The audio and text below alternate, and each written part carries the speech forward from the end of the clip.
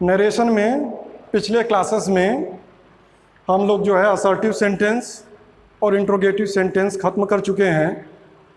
अब हम लोग उसके आगे जो है आज जो पढ़ेंगे हम लोग इम्परेटिव सेंटेंसेस कि इम्परेटिव सेंटेंस को हम डायरेक्ट से इनडायरेक्ट में कैसे बदलेंगे। सबसे पहले हम लोग समझते हैं कि आखिर ये इम्परेटिव सेंटेंस कहते किसे हैं। ऐसे सेंटेंस जिसके द्वारा एडवाइस, रिक्वेस्ट, ऑर्डर इस तरह के भाव व्यक्त होते हैं वो इम्परेटिव सेंटेंस कहलाते हैं। यानी कि कोई ऐसा वाक्य हो जिसके द्वारा हम कोई किसी को आदेश दे रहे हों या कुछ रिक्वेस्ट कर रहे हों, उससे अनुरोध ही कर रहे हों, या कोई सलाह किसी को दे रहे हों या किसी दे रहे हों, इस तरह के जो वाक्य आते हैं वो इम्परेटिव सेंटेंस के अंतर्गत आते हैं। इनकी पहचान क्या होती है? इम्परेटिव सेंटेंस की पहचान ये होगी कि इम्परेटिव सेंटेंसेस जो है वो सीधे जो है फाइनाइट वर्ब से यानी क्रिया से सीधे वो वाक्य शुरू हो जाती है। उस वाक्य में का जो सब्जेक्ट होता है, जो कर्ता होता है, वो छिपा हुआ होता है, यानी उस कर्ता को हम नहीं लिखते हैं। सीधे वाक्य जो है वो फाइनाइट वर्ब से जो क्रिया है उससे शुरू हो जाती है। तो यही पहचान है इम्परेटिव सेंटेंस की। तो जब हम देख रहे हैं कि इम्परेटिव सेंटेंस बाकी सेंटेंस के तुलना में थोड़ा अलग है कि इसमें सब्जेक्ट नहीं है, इसीलिए जब इसको हम डायरेक्ट से इनडायरेक्ट में बदलते हैं तो इसका नियम भी असर्टिव के तुलना में या इंट्रोगेटिव के तुलना में इसका नियम भी थोड़ा अलग होता है। अब उसको हम देखेंगे कि क्या इसमें अलग चेंजेस हमें करने हैं इम्परेटिव सेंटेंस को डायरेक्ट से इनडायरेक्ट बनाते समय। तो जो सबसे पहला परिवर्तन हम करते हैं वो करते हैं रिपोर्टिंग वर्ब में कि रिपोर्टिंग वर्ब में क्या लिखेंगे। जैसे जब हम इंट्रोगेटिव पढ़ रहे थे तो रिपोर्टिंग वर्ब चाहे तो आस्क्ड में बदल जा रहा था या इंक्वायर्ड में बदल रहा था।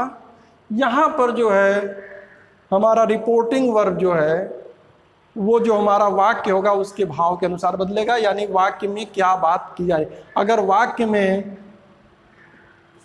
एडवाइस कोई दिया जा रहा है तो इसको हम रिपोर्टिंग वर्ब में एडवाइज्ड का प्रयोग कर देंगे। अगर कोई आदेशात्मक वाक्य है जिसमें ऑर्डर दिया जा रहा हो तो इसको हम ऑर्डर्ड या कमांडेड, और अगर वाक्य में कोई रिक्वेस्ट किया जा रहा है तो इसको हम बदल देते हैं रिक्वेस्टेड में। तो इस प्रकार इस तरह के वाक्यों में इम्परेटिव सेंटेंस में जो हमारा रिपोर्टिंग वर्ब होगा वो एडवाइज्ड, ऑर्डर्ड, कमांडेड, रिक्वेस्टेड, एंट्रीटेड इस तरह से बदल जाएगा। लोगों ने देखा कि इम्परेटिव सेंटेंस में उस सेंटेंस के अकॉर्डिंग जो है अगर एडवाइस है तो एडवाइज्ड करते हैं, या रिक्वेस्ट का भाव है तो वहाँ पर रिपोर्टिंग वर्ब को हम रिक्वेस्टेड में बदल देते हैं, और ऑर्डर अगर है तो रिपोर्टिंग वर्ब को ऑर्डर्ड में बदल देंगे। ये तो हो गया रिपोर्टिंग वर्ब में चेंज। रिपोर्टिंग वर्ब में चेंज करने के बाद फिर अगला चेंज होता है कि जब आता है हमारा इन्वर्टेड रिपोर्टेड स्पीच वाला भाग जब आता है तो इम्परेटिव सेंटेंस में क्या करते हैं कि जब रिपोर्टेड स्पीच का भाग है तो इसको इनडायरेक्ट बनाते समय जब ये इन्वर्टेड कामा हटाते हैं तो यहाँ पर जो है इनडायरेक्ट बनाते समय टू का प्रयोग कर देते हैं, टू, और इसके बाद इस वाक्य में जो भी फाइनाइट वर्ब होती है वो फिर वो उस वर्ब को आगे हम लिख देते हैं। तो यानी मेन परिवर्तन क्या हो गया? एक तो रिपोर्टिंग वर्ब को वाक्य के भाव के अनुसार एडवाइज्ड में, रिक्वेस्टेड में, कमांडेड में या ऑर्डर्ड में बदलेंगे, और दूसरा जब इन्वर्टेड कामा को हटाएंगे रिपोर्ट इनडायरेक्ट सेंटेंस में तो वहाँ पर हम टू का जो है प्रयोग कर फिर आगे वर्ब का प्रयोग कर देते हैं। तो एक आसान सा पहले सबसे एग्जाम्पल लेते हैं। The teacher said to the students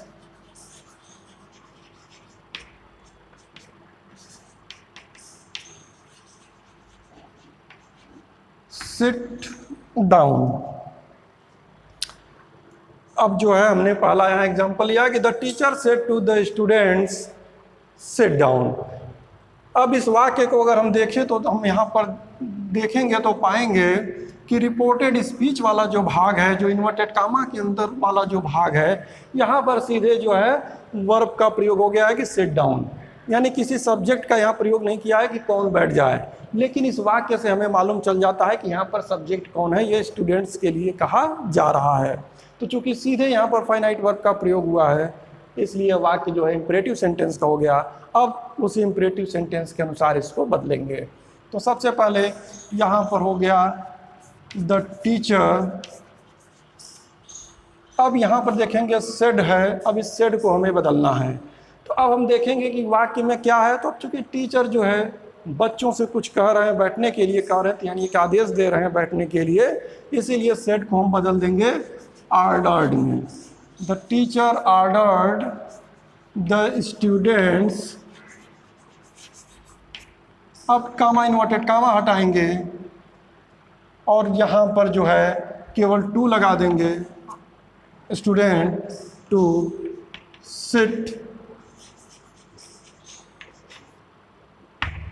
sit down.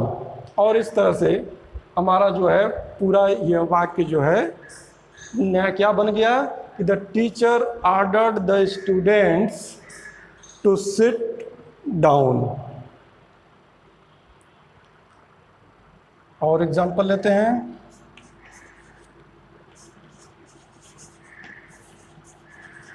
The policeman said to him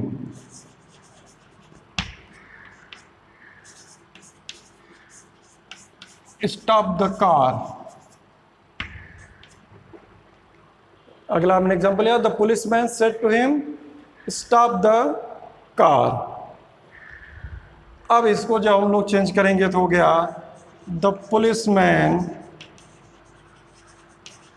अब पुलिसमैन जो है उससे कह रहा है कार रोकने को कह रहा है, यानी कि पुलिस वाला जो है, तो सेड को हम बदल देंगे। यहाँ पर आदेशात्मक वाक्य है, इसलिए सेड टू को फिर बदल देंगे हम ऑर्डर्ड में। The policeman ordered him, comma inverted comma हटा और यहाँ पर हमने केवल लगा दिया to, ordered him to stop the car. और इस प्रकार हमारा पूरा जो है इनडायरेक्ट वाक्य जो है वो बन गया कि the policeman ordered him to stop the car. यानी कि अगर हम देखेंगे तो इस प्रकार के वाक्य को डायरेक्ट से इनडायरेक्ट बदलने में कुछ बहुत ज़्यादा हमें परेशानी नहीं आएगी। बस हमें समझ लेना है पहली चीज़ कि वाक्य में भाव क्या है, क्या वो कोई सलाह है, कोई आदेश है या रिक्वेस्ट है, आखिर है क्या, क्यों। और एक बार जब हमारा क्लियर हो जाएगा कि यह वाक्य में क्या है, फिर उसी के अनुसार रिपोर्टिंग वर्ब को चेंज कर देंगे और वाक्य में टू लगाकर पूरा फाइनाइट वर्ब को उतार देंगे। नेक्स्ट एग्जांपल है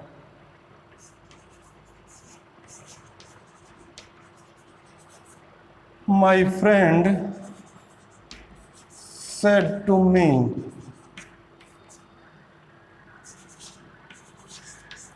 walk carefully. My friend said to me walk carefully, कि मेरे मित्र ने मुझसे कहा कि वॉक केयरफुली, बहुत ध्यान से चलो। अब इसको जब हम बदलेंगे माई फ्रेंड, अब यहाँ पर सेड को जो है रिपोर्टिंग वर्ब को हम बदलेंगे कि अब चूंकि ये मित्र है और मित्र एक मित्र से कह रहा है और वो भी कह रहा है कि ध्यान से चलो, यानी कि एक यह सलाह है, एक एडवाइस है, इसलिए इसको हम बदल देंगे कि my friend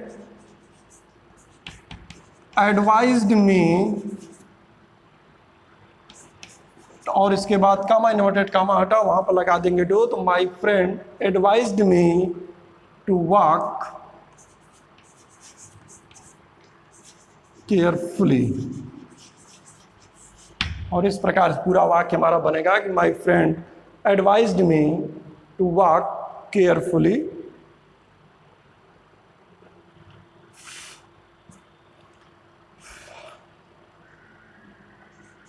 I said to my mother,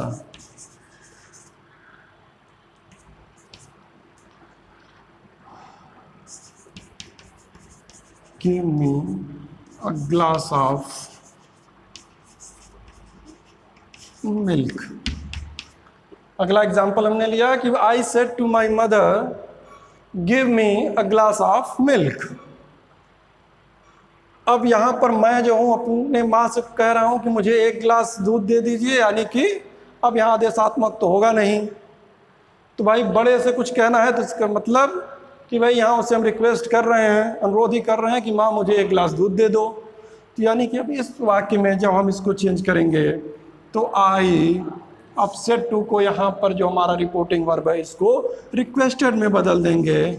I requested my mother, I requested my mother, comma inverted comma हटा, यहाँ पर केवल हम टू लगा देंगे और फिर वाक्य को उसी तरह उतार देंगे। To give me a glass of milk,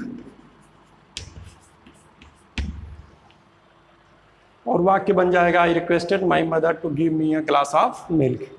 यानी कि मुख्य रूप से इम्परेटिव सेंटेंस में हमारा सबसे पहला और सबसे बड़ा काम होगा वाक्य को पहचानना कि वाक्य जो है वो किस प्रकार का है, वाक्य का प्रकार क्या है, सलाह देने वाला है या आदेश देने वाला है।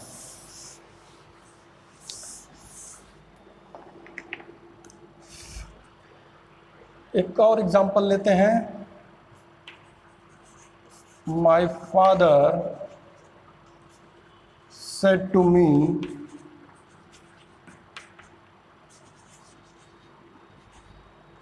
don't waste your time.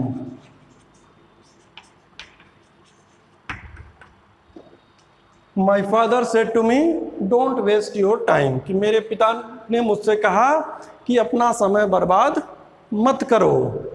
अब जब इसको हम बनाएंगे तो my father, अब ये चूंकि यहाँ पर वो कह रहे हैं कि अपना समय बर्बाद ना करो, तो एक तरह से यहाँ पर एडवाइस हो गया, ये सलाह हो गया हमारे लिए।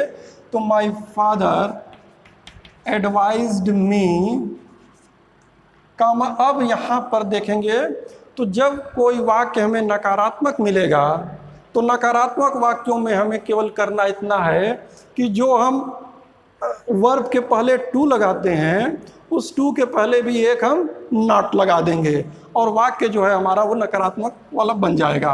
तो एडवाइज्ड मी नॉट टू, अभी तक हम केवल लगाते थे जब वाक्य असर्टिव होता था कि टू, लेकिन ये निगेटिव वाक्य है, अफर्मेटिव नहीं है। चूंकि यहाँ पर निगेटिव है इसलिए यहाँ पर टू के पहले लगा देंगे नॉट, तो बन गया नॉट टू। और फिर not to waste my, your बदल जाएगा ऑब्जेक्ट मी के अनुसार माई में, तो not to waste my time. और इस प्रकार हमारा पूरा वाक्य बना कि my father advised me not to waste my time. अब नकारात्मक वाक्य जो हैं, जो निगेटिव सेंटेंस हैं, इनको बनाने का दो तरीका है। एक तो हो गया सिंपली कि हम टू के पहले नॉट जोड़कर इनको बना देंगे। एक दूसरा तरीका है फॉरवर्ड का यूज करके। यहां पर हम क्या यूज करेंगे, फॉरवर्ड। कोई भी अगर नकारात्मक वाक्य को अगर डायरेक्ट से इनडायरेक्ट बनाना है तो यूज करेंगे फॉरवर्ड का। तो ये शब्द जो है फॉरवर्ड माने होता है मना करना, ये खुद अपने आप में नकारात्मक होता है, इसलिए जब फॉरवर्ड का यूज करते हैं तो फिर हम नॉट का यूज नहीं करते हैं, क्योंकि ये पहले ही हो गया मना करना, रोकना, चेक करना। तो अब अगर इसी वाक्य को हम देखें अगर, तो हम इसको इस तरह से भी बना सकते हैं, माय फादर एडवाइज्ड, सॉरी इस बार हम इसको फॉरवर्ड का यूज से बना रहे हैं। तो तो अब यहाँ पर जहाँ पर हमने एडवाइस लगाया था यहीं पर जो है अब रिपोर्टिंग वर्ब फॉरबेड का प्रयोग कर देंगे। तो माय फादर फॉरबेड मी, और इसके बाद अब जैसा मैंने बताया कि चूंकि ये खुद अपने आप में नकारात्मक सेंस रखता है, निगेटिव सेंस रखता है, इसलिए अब नॉट का प्रयोग नहीं करेंगे। इसलिए अब सीधे यहाँ से हो गया टू वेस्ट माई टाइम, कि my father forbade me to waste my time. इसी नेगेटिव सेंटेंस का एक और एग्जाम्पल ले लेते हैं।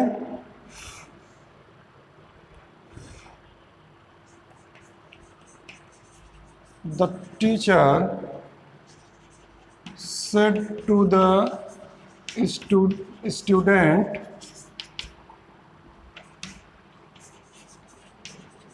do not abuse anyone। यहाँ पर क्या वाक्य ले लिया कि the teacher said to the student do not abuse anyone, यानी फिर एक हमने जो है यहाँ नेगेटिव वाक्य लिया है। तो अब इसको जब हम बनाएंगे द टीचर, अब said to the student, student से उन्होंने कहा है, एक सलाह भी हो सकता है, आदेश भी हो सकता है, जैसा चाहे सलाह नहीं मान कर चलें क्योंकि सिखा रहे हैं कि किसी को गाली मत दो। एडवाइज द स्टूडेंट, अब यहाँ पर कामा इन्वर्टेड कामा हटेगा। उस तरह से अगर ये अफर्मेटिव वाक्य होता तो केवल टू लगा देते, नेगेटिव वाक्य है इसलिए not to abuse anyone,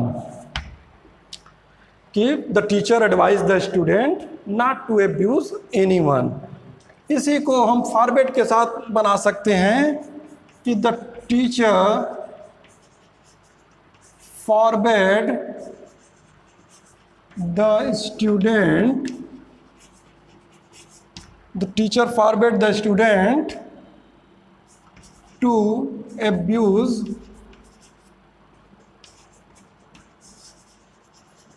anyone। Forward वाले वाक्य में नॉट का प्रयोग नहीं करेंगे। तो इस प्रकार वाक्य बनेगा the teacher forward the student to abuse anyone.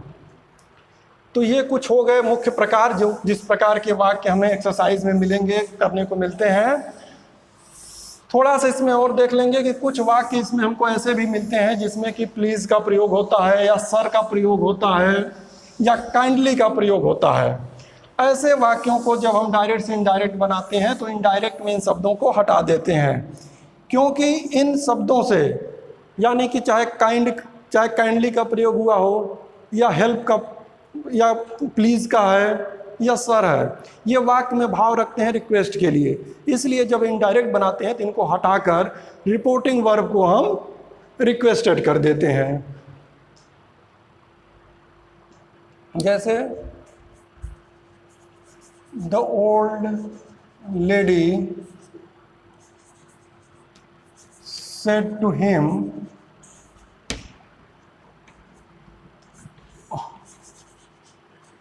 Please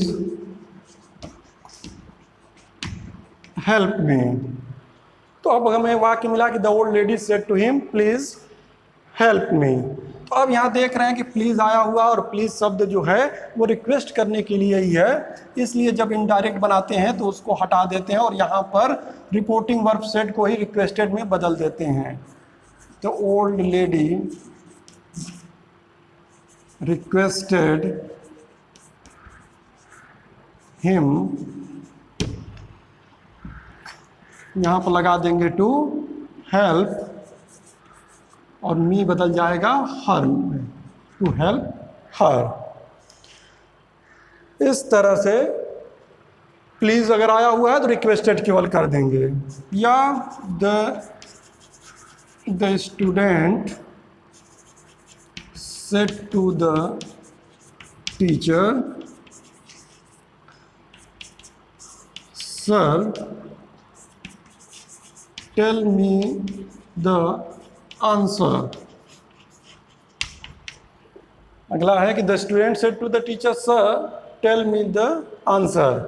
तो यहाँ पर अब सर आया हुआ है तो वो जो है रिक्वेस्ट कर रहा है सर से, इसलिए यहाँ पर ऐसे वाक्यों में भी सर को इनडायरेक्ट में नहीं रखते हैं, बल्कि केवल यहाँ पर बदल देंगे वाक्य को the student requested the teacher, और कामा इन्वर्टेड कामा हटा और यहाँ पर लगा देंगे टू, और यहाँ पर आ गया टेल मी बदल जाएगा सब्जेक्ट स्टूडेंट थर्ड पर्सन के अनुसार, तो टेल हिम द आंसर। इस प्रकार हमने देखा कि इम्परेटिव सेंटेंस को बदलने में कोई खास दिक्कत या समस्या का सामना नहीं करना पड़ेगा, बस केवल करना यह है कि शुरुआत में ही हम वाक्य के प्रकार को समझ लें, और जैसे ही हम वाक्य को प्रकार को समझ लेंगे उसी प्रकार जो है हम रिपोर्टिंग वर्ब को बदल देंगे, और बाकी जो है इन्वर्टेड कामा के अंदर जो पूरा सेंटेंस है उसके पहले केवल हमें टू लिख देना होता है, टू लगा देंगे और वाक्य हमारा बन जाएगा। तो इस प्रकार काफ़ी कुछ क्लियर हो गया हो, और जो भी किसी को समस्या होगा वो बाद में फिर हमसे दोबारा पूछ लेगा। Okay, bye.